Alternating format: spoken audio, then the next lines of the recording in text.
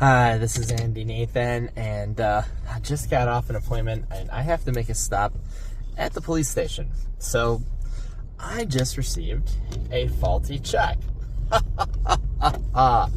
Fortunately, I caught it before depositing anything, but I just want to do a public service announcement, I guess, of sorts right now, because what happened should not be happening. We shouldn't be having to deal with fraud, so I figured this is more for my businesses that are watching, your real estate investors, people of that, general contractors, everyone, because this is ridiculous. So let me go through the story with you real quick. Essentially, sorry, I'm in the car because I'm on my way over to the police station. Essentially what happened is that got a call from Thumbtack that someone wanted us to do a small job. It was $1,500. Reached out to one of my subs to make sure we could get it done. They said yes. I said awesome, and we started working on the project. We started getting everything ready to go for the project. I told the guy, I said I need to get paid. He said, well, I'm on vacation. We're closing on the project. We're closing on the deal shortly.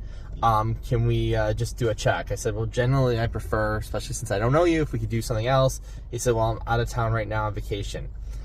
I thought it was a little weird, but I told him, I said, look, I need the check a few days beforehand to make sure it clears and there's no problems. He says, okay. So he's supposed to get me the check on Friday the 7th, but this is November, and I get a message from him on the 7th. He says, here's the tracking number. It won't be there until Monday.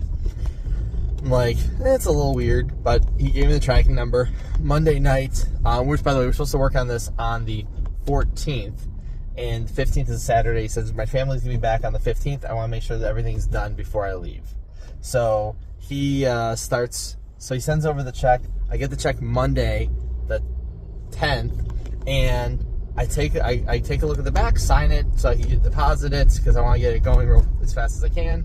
Take a look at the front, and I'm like, that's weird. His name is not on there. Someone else's name is on there. Some random person I don't know.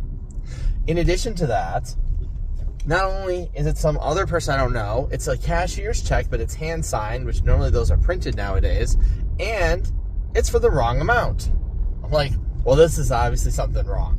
So I send a message out to the guy. I said, hey, I just got your check, thank you, but it's for the wrong amount. I think you overpaid me. He, instead of paying me $1,500, he paid me $3,800. Now, keep in mind, this is a small job. All jobs are differently priced. Please don't take any inference on pricing from this. He paid me $3,800. He sends me a message back. He said, oh, oops, that was also for my mover as well. I accidentally combined both of your payments. I'll tell you what, I'll give you $100 for running around.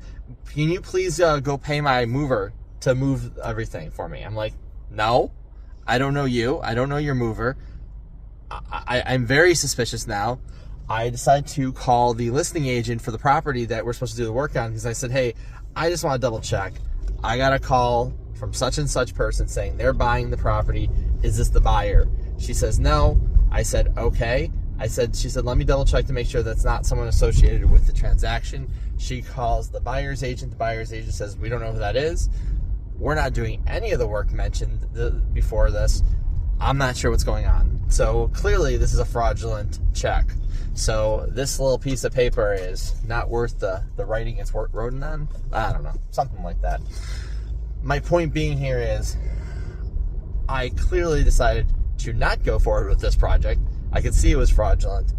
Be careful. This is something we all have to worry about. There's a lot of fraudulent things going on in this world. I'm so glad I caught it beforehand.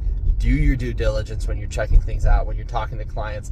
Make sure that they're the owners of the property. I mean, the reality is here, I didn't get enough information from him initially, but I checked before anything got too far, which is really what matters. So, yay on me for catching it, boo on me for not catching it sooner.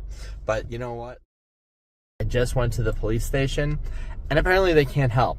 Because I was not a victim, and because of the fact we didn't do any work, and we didn't deposit the check, which, why would I deposit a bad check when I knew it was a bad check?